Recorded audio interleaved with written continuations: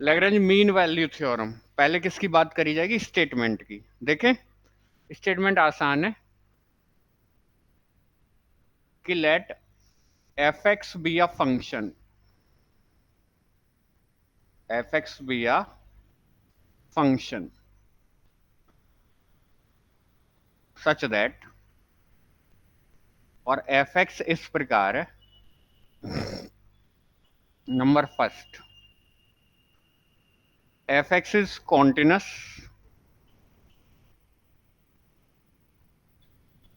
F x is continuous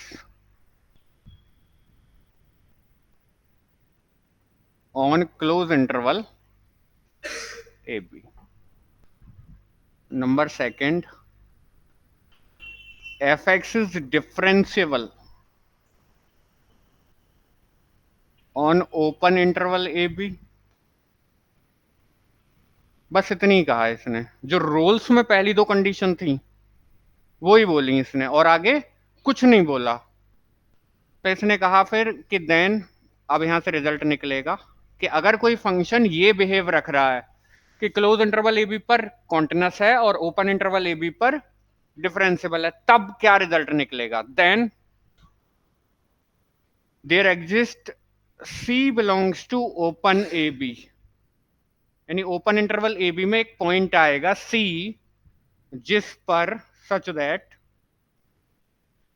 जिस पर derivative की वैल्यू आएगी f dash c is equal to f b minus f a upon b minus a.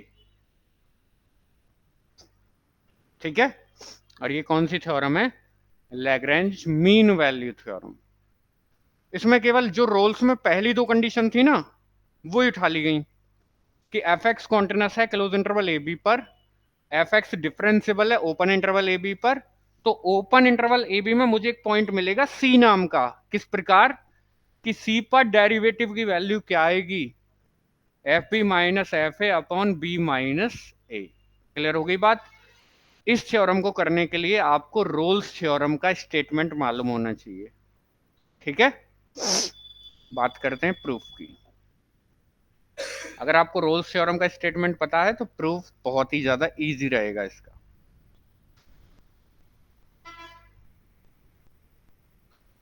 Proof की बात करते हैं। देखो,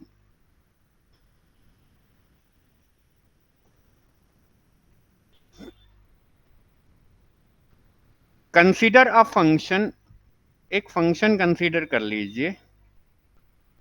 कंसीडर अ फंक्शन, और फंक्शन कंसीडर कीजिए capital F x, capital F x. ठीक है, और कैपिटल एफ एक्स को ऐसे बनाएं कि f x is equal to small f x plus a into x, जहां ए क्या है? एक कांस्टेंट है, और एफ एक्स कौन सा है? ऊपर वाला। एफ एक्स कौन सा है? जो क्लोज इंटरवल ए बी पर कॉन्टिन्यूस दिया हुआ है और ओपन इंटरवल ए बी पर डिफरेंशियबल। ये समझ लेंगे ये क्या लिखा हुआ है? डिफरेंशियबल। अब एक नया function of x capital F x define कर दिया। ठीक है, where a be a constant, जहां ए क्या है? कांस्टेंट है, सच दैट, और उस कांस्टेंट को ऐसा रखना है such that capital F a is equal to capital F b. यानी ए ऐसा होना चाहिए, ए ऐसा होना चाहिए कि जिस पर कैपिटल एफ ए और कैपिटल एफ बी क्या आ जाएं? दोनों इक्वल हो जाएं। यानी इसमें एक्स की जगह ए रख दूं और एक्स की जगह बी रख दूं तो दोनों वैल्यू कैसी आए? बराबर। ए ऐसा होना चाहिए। क्लियर होगी बात? अब ये मैंने तैयार कर दिया। ठीक है, नाउ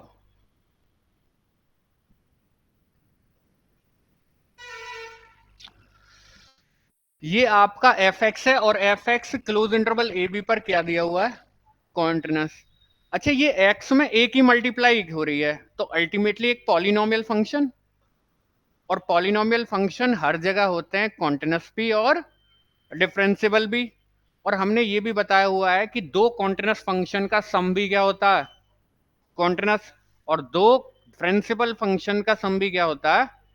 तो अल्टीमेटली इस फंक्शन को कॉन्टिन्यूस भी बोला जा सकता है, और हर जगह कॉन्टिन्यूस और डिफरेंशिएबल होगा, लेकिन हर जगह इसलिए नहीं, ये वाला हर जगह होगा, और ये क्लोज इंटरवल ए बी पर गिवन है, तो क्लोज इंटरवल ए बी पर तो हो ही जाएगा। ठीक है, तो मैं ये बोल सकता हूं कि now clearly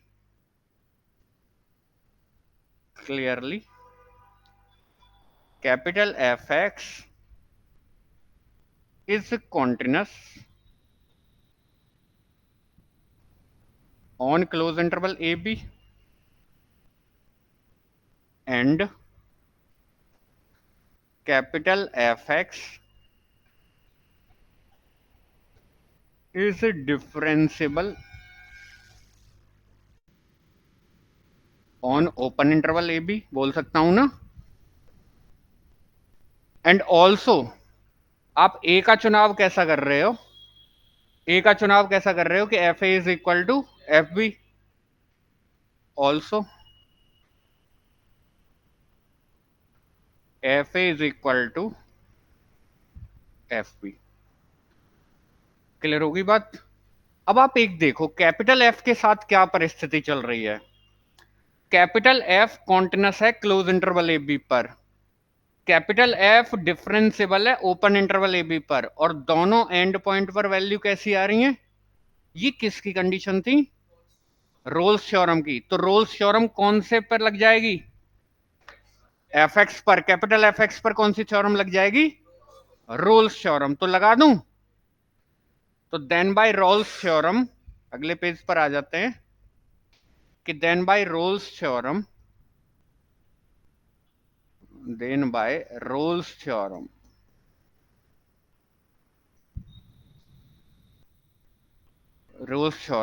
there exists C belongs to open interval a b such that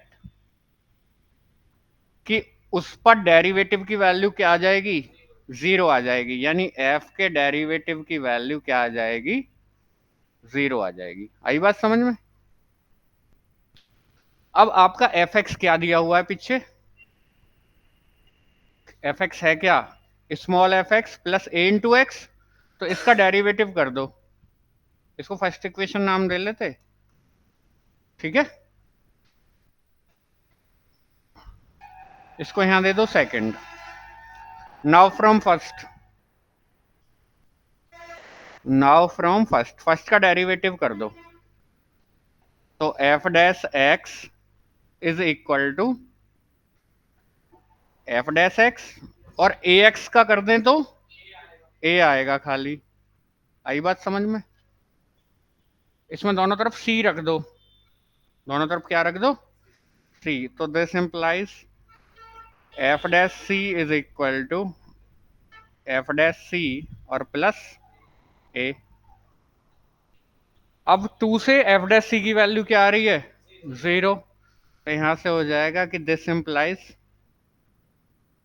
F dash c plus a is equal to zero, क्योंकि इसको क्या रख दिया आपने, जीरो। और ब्रैकेट में बता देंगे काम क्या कहां से किया हुआ है कि from second f dash c is equal to zero.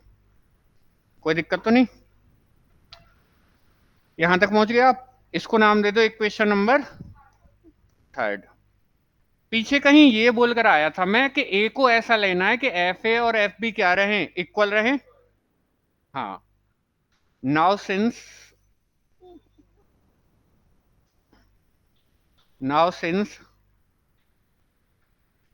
A is such that कि एफ ए बराबर आए किसके, एफ पी के। तो पीछे एफ एक्स दिया हुआ है, तो वहां एफ एक्स में एक्स की जगह ए रख दो, तो एफ ए और f b plus a b. आई बात समझ में। और यहां से आप क्या काम करो, कैपिटल ए की वैल्यू निकालो। तो पहले दोनों को एक साइड कर लें, तो करो करो करो करो, तो दिस एम्प्लाइज ए को कॉमन कर लो एक साइड लेकर, a minus b is equal to f b minus f a. आई बात समझ में? तो यहां से ए की वैल्यू आ जाएगी f b minus f a upon a minus b. Clear हुआ? पुटिंग इट इन थर्ड, इसको किस में रख दो? थर्ड में। तो putting it in third, putting it in third, रखो भैया थर्ड में। तो एफ डैश सी और प्लस ये वैल्यू रखो f b minus f a upon a minus b is equal to 0।